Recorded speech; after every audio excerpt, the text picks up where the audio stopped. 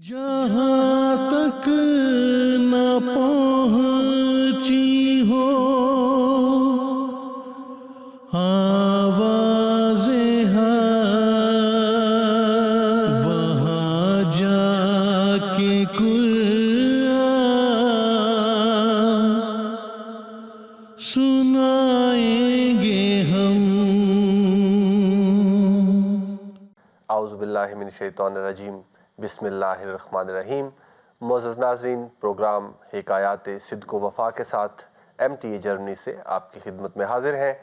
गुज़श्ता programme की तरह आज भी यहाँ पर हमारे एक मुअज़्ज़ज़ मेहमान मुकर्रम व मोहतरम मौलाना मोहम्मद इलियास मुनीर साहब मौजूद हैं, जो खुदा ताला के फ़ज़ल से मुरब्बी सिलसिला आलिया अहमदिया हैं, यहाँ जर्मनी में तैनात हैं आजकल। और आपको 1984 ता 1994 अल्लाह ताला की राह में असीर रहने का शर्फ और सादत भी हासिल है। इसी सिलसिले में आपसे गुफ्तगू जारी है। नाज़रीन मोहतरम, यहाँ स्टूडियोज़ में गुफ्तगू को आगे बढ़ाने से पहले मुनासिब मालूम होता है कि गुज़श्ता प्रोग्राम की चंद झलकियाँ आपकी खिदमत में पेश की जाएँ, तो आइए देखते हैं। जज्बाती, बहुत ज़्यादा जज्बाती हुजूर के खतूत होते थे और उन्हें पढ़कर फिर हमें हौसला मिलता था। हमारे ये तसव्वुर के किसी गोशे में भी नहीं ये बात थी कि इस कदर भी झूठ बोला जा सकता है। सिविल अदालत का कि ये केस था, बिल्कुल नॉर्मल केस है, और उसको मार्शल की अदालत के सुपुर्द कर दिया गया। जी नाज़रीन मोहतरम, अभी आपने गुज़श्ता प्रोग्राम की कुछ झलकियाँ मुलाहिज़ा फरमाई। अब हम गुफ्तगू को आगे बढ़ाते हैं। मुकर्रम मौलाना, आपके केस की जो नौइयत थी, गुज़श्ता प्रोग्राम में ज़िक्र हुआ कि मार्शल अदालत में आपको पेश किया जाता था और ये मुल्तान में अब आपको पेशी के लिए ले जाया गया। यहाँ से मैं गुजारिश करता हूँ कि केस के क्या हालात थे, अदालत के ख़ास तौर पे थोड़ा सा हमारे नाज़रीन के लिए बयान फरमाएं तफसील से कि कैसा माहौल होता था वहाँ पे। अस्सलाम वालेकुम रहमतुल्लाह। तो अदालतें जो फ़ौजी निज़ाम के तहत मार्शल लॉ के दौरान कायम की जाती हैं, वो दो किस्म की होती हैं। एक सरसरी समात की अदालत कहलाती है और दूसरी खुसूसी फ़ौजी अदालत। ठीक है। सरसरी अदालत में तो कोई मेजर वगैरह केस को सुनकर फौरी तौर पर उसके फ़ैसला कर देता है और सज़ा दे देता है, लेकिन जो खुसूसी फ़ौजी अदालत होती है वो ऐसे केसेस की समाअत करती है जिसमें सज़ाए मौत तक दी जा सकती है, और उसमें बाकायदा प्रोसीजर चलाया जाता है बज़ाहिर। तो हमारा केस खुसूसी फ़ौजी अदालत नंबर 62 मुल्तान में चलाया गया, जिसके 3 मेंबर होते हैं और उनमें एक लेफ्टिनेंट कर्नल, एक मेजर और तीसरा सिविल सेक्टर से लिया जाता है जो मजिस्ट्रेट होता है। तो लेफ्टिनेंट कर्नल मुनीरुर रहमान उनका नाम था, जो सदर अदालत थे, और उनके साथ मेजर शहजाद थे। पहले कोई और थे, फिर उसके बाद वो तब्दील हो गए तो मेजर शहजाद को मुकर्रर किया गया, और इसी तरह कोई मजिस्ट्रेट थे। मजिस्ट्रेट का रोल उसमें बस एक बराए नाम ही था, वहाँ पे असल फ़ौजी डंडा ही था, और उनमें से वो जो लेफ्टिनेंट कर्नल था वही असल किरदार अदा करता था। तो उसमें बज़ाहिर सारा उसी तरह प्रोसेस किया गया जिस तरह एक सिविल अदालत में होता है। इस्तिगासा, फिर गवाही के सफाई के वकील और उनके सारा मुलज़मान को पेश करना, ये करना वो करना, सारा कुछ। लेकिन जैसा कि शुरू से चला आ रहा था, इंसाफ की धज्जियाँ उड़ाई जा रही थी, वहाँ भी उड़ाई गई। किसी किस्म का कायदा कानून और वो जो है जिससे इंसाफ हो सके उसको नज़दीक नहीं आने दिया गया। हमारी तरफ से 2 वकला पेश हुए, जिनमें ख्वाजा सरफराज अहमद साहब मरहूम नहायत काबिल वकील थे सियालकोट के, وہ پیش ہوئے اور انہوں نے ہم 7 گواہوں ملزمان میں سے 4 کی وکالت انہوں نے کی اور باقی 3 کی وکالت مکرم شیخ مجیب الرحمن صاحب نے کی۔ دونوں وکلاء نے اللہ کے فضل سے پوری قابلیت کے ساتھ، پوری مہارت کے ساتھ اس کیس کو پلیٹ کیا۔ اللہ تعالیٰ ان کو جزا دے۔ آمین۔ اور بڑا ہی لطف آیا ان کو عدالت میں کیس کو پیش کرتے ہوئے، کیس کو کراس ایگزامینیشن کرتے ہوئے، سارا کچھ جو وہاں پہ پروسیجر ہوتا تھا اس میں۔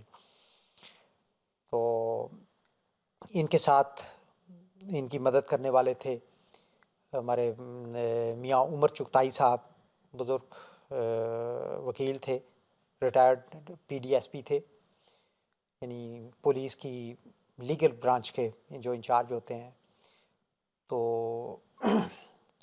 وہ ہماری جو ٹیم تھی اس کے ہیڈ تھے جو مدد کرنے والی تھی۔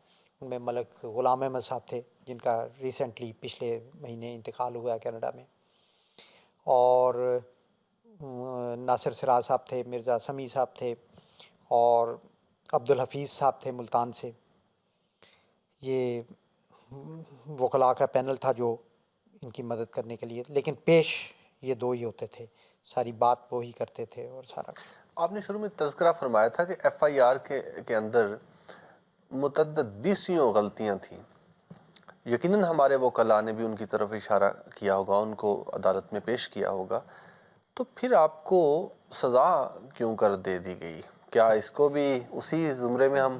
بالکل وہی، یعنی آپ اگر کیس کا مطالعہ کریں، کراس ایگزامینیشن اور ایگزامینیشن ان چیف جو گواہوں کے تھے اور جو عدالت کا رویہ تھا، اور جو ہماری طرف سے پھر پیش کیا گیا، دونوں وکلاء نے آخر پہ جو ہماری صفائی میں پیش کیا، اس کو پڑھیں تو اس کا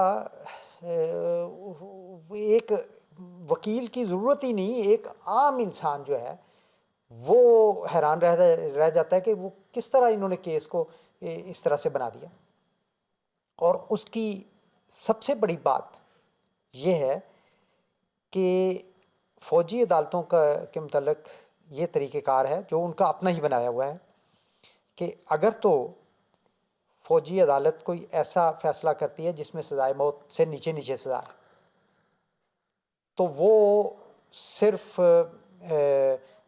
جو C M L A zone ہے، یعنی پنجاب کا جو گورنر بھی ہوتا تھا یا ایڈمنسٹریٹر ہے، اس تک جاتا تھا، وہ کنفرم کر دیتا تھا اس کو، اور جو اس سے زیادہ سزائے موت تک ہو اس کو پھر اوپر چیف مارشل ایڈمنسٹریٹر تک بھیجتے تھے، وہ اس کو کنفرم کرتا تھا، تو پھر اس پر عمل لگا۔ اب ہمارے کیس میں عدالت نے بنیادی طور پر جو فیصلہ کیا اس میں 2 افراد کو سزائے موت سنائی، چنانچہ اپنے قانون کے مطابق ان کے لیے لازم تھا کہ وہ اس پروسیس میں سے گزاریں۔ چنانچہ جب انہوں نے زون مارشل ایڈمنسٹریٹر زون اے یعنی پنجاب کا جو تھا اس کو بھیجا ہے ہماری فائل کہ یہ فیصلہ ہوا ہے، اس کو کنفرم کریں، تو اس نے اپنی لیگل برانچ کو بھیجا، لیگل برانچ نے اس پر جو تبصرہ کر کے بھیجا اس کو اس نے اوکے کیا، اس پر سائن کیے اور اس کو واپس بھیج دیا۔ وہ تبصرہ 2 صفحات پر ہے، فل اسکیپ، اور اس کے اوپر لکھا ہوا ہے ہیڈنگ ریویژن آرڈر۔ اس نے اے بی سی ڈی ای کر کے پوائنٹ بنائے ہوئے ہیں، یہ سارا میں نے اس کی کاپی چھاپی ہے، اس کی نقل چھاپی ہے اپنی کتاب میں، اور اس نے وہ سارے پوائنٹ بنا کے آخر پہ نتیجہ نکالا ہے کہ ان پوائنٹس کی روشنی میں یہ کیس 302 کا نہیں بنتا، اگر بنتا بھی ہے تو میکسیمم 304 کا ہے، جو دفاع کے جس کی ایک شکیہ ہے کہ دفاع میں کوئی کسی کو ہٹ کر سکتا ہے، اور اس کی میکسیمم سزا آپ 4-5 سال ہے، اور وہ بھی اس نے کہا ہے کہ صرف ایک کے خلاف بنتا ہے جنہوں نے گولی جس چلائی. نے وہ اعتراف کر. Yeah. اب یہ ایک بہت بڑا اعتراف ہے ان کے اندر سے کہ یہ انہوں نے غلط کیا ہے، بے انصافی کی ہے، انصاف کا خون کیا ہے. اب جب ان کو ریویژن آرڈر ملا ہے تو انہوں نے کیا کیا ہے، اس عدالت نے یہ کیس کو پی گئی اور اس نے اپنے پاس رکھ لیا، یا اس کو ڈائریکٹ جنرل ضیاء الحق کو بھیج دیا، اس کے پاس بھیجا ہی نہیں. اور جنرل ضیاء الحق نے اس وقت تک انتظار کیا جب تک مارشل لا ختم نہیں ہو گیا، کیونکہ جب تک مارشل لا ہے وہ لازم ہے کہ وہ اس راستے سے آئے. اب مارشل لا ختم ہو گیا ہے 85 دسمبر میں، 30 دسمبر 1985 کو. تو اس کے بعد پھر اس نے اس عدالت کے فیصلے کو مزید بڑھا کر، یعنی 2 کو سزائے موت تھی، ان کے ساتھ 10-10 ہزار جرمانہ کر دیا، اور باقی 4 افراد کو 7 سال قید تھی جو پہلا فیصلہ تھا، اس کو بڑھا کر 25 سال میں تبدیل کر دیا، عمر قید میں. عمر قید میں، اور اس کو پھر نافذ کیا. اور یہ بات ہے 16 فروری 1986 کی. یہ ڈائریکٹ پریزیڈنٹ آف پاکستان نے یہ تبدیلیاں کی ہیں، وہ اس کے مجاز بھی ہوتا ہے پاکستان میں؟ جب کوئی آمر مطلق بنا ہو تو وہاں پہ قانون یا مجازیت کی کون سی بات رہ جاتی ہے؟ درست. وہاں پہ کون پوچھتا ہے؟ تو خدا بنا ہوا تھا. وہ تو بات وہاں پہ کریں جہاں پہ کوئی قانون ہے. تو ایسی صورتحال میں اس کا جو فیصلہ ہے ڈائریکٹ ہمیں ملا ہے، اور اس پر جنرل ضیاء الحق کے سائن ہیں. وہ فیصلہ بھی میں نے اس کی کاپی بھی چھاپی ہوئی کتاب. حالانکہ عام طور پر ایسے نہیں ہوتا، عدالت جو سزا دے رہی ہے اس کا فیصلہ اس کے سائن ہوتے ہیں، اس کی تو کنفرمیشن ہوتی ہے صرف. درست. تو یہ بات ثابت کرتی ہے کہ وہ دانت پیس رہا تھا ذاتی طور پر ہم، اور اس کو غصہ تھا کہ میں ان کو کینسر سمجھتا ہوں، کینسر سمجھ کے اس کو اکھاڑنا چاہتا ہوں، یہ مزید مضبوط ہوتے چلے جا رہے ہیں، کیا ماجرا. تو یہ وہ سارا قصہ ہے. اچھا، اب مزے کی بات، جب انہوں نے فیصلہ ہمیں سنایا جیل میں تو اس کے بعد ہمارے وکلاء نے ان سے پروسیڈنگ کی ساری فائل مانگی، اور یہ ایک قانونی حق ہوتا ہے ہر قیدی. جب وہ کاپی مانگی ہے تو انہوں نے فائل دی، اور اس میں 4 صفحے غائب ہیں. 2 صفحے عین وہ تھے جو ریویژن آرڈر والے جو غلام جیلانی خان نے کیا تھا، جو پنجاب لیول سے آیا، پنجاب لیول سے، وہ صفحے، اور 2 صفحے وہ تھے جو جس میں وہ پہلے فیصلے تھے عدالت کے، فوجی عدالت میں جو پہلا، جس میں 7 سال قید، اور جو غالباً انہوں نے ہمارے کیس کی سماعت کے فوراً بعد اس وقت کیا تھا جب مارشل لا قائم تھا. اب وہ صفحے انہوں نے بیچ میں سے نکال لیے، لیکن وہ بھول گئے ان کا نمبرنگ بدلنی. اس کی فائل کی نمبرنگ میں 55 کے بعد 56 57 نہیں ہے، 58 کے بعد 59 60 نہیں ہے. تو ہمارے وکلاء نے کہا، اور یہ بات ہمیں کسی اور ذریعے سے پتہ چل چکی تھی کہ اس طرح کا ریویژن آرڈر جاری ہوا ہے، اور ہمیں وہاں پہ پاک ہو گیا کہ یہ وہی صفحے نکالے گئے ہمارے. چنانچہ ہم نے پھر وہ تقاضا کر کے دوبارہ وہ نکلوائے ان سے. تو ان کی بددیانتی قدم قدم پہ، قدم میں تو پھر کچھ فاصلہ ہوتا ہے. یہ تو ایک ایک ملی میٹر پہ ہو رہی ہے. تو اب اپنی وہ بات چھپانے کی کوشش کی پھر، لیکن اللہ تعالیٰ نے ایسے ذرائع پیدا کر دیے کہ وہ چھپا نہیں سکے، اور اس طرح سے وہ جو صورتحال ہے وہ سامنے آئی۔ یہاں پر میں اپنے سمجھنے کے لیے اور اپنے ناظرین کے لیے بھی، آپ کو پہلی سزا جو ہے وہ فوجی عدالت دیتی ہے، اور اس پر پھر اس کے درمیان کافی عرصہ ہے جب تک کہ اس وقت کے صدر پاکستان جنرل ضیاء الحق صاحب اس کو مزید بڑھا کر آپ کے لیے دوبارہ سزا کو پیش نہیں کر دیتے یا حکم صادر نہیں فرما دیتے اپنے تئیں۔ یہ کئی سال کا عرصہ یا کئی لمبا عرصہ بنتا ہے؟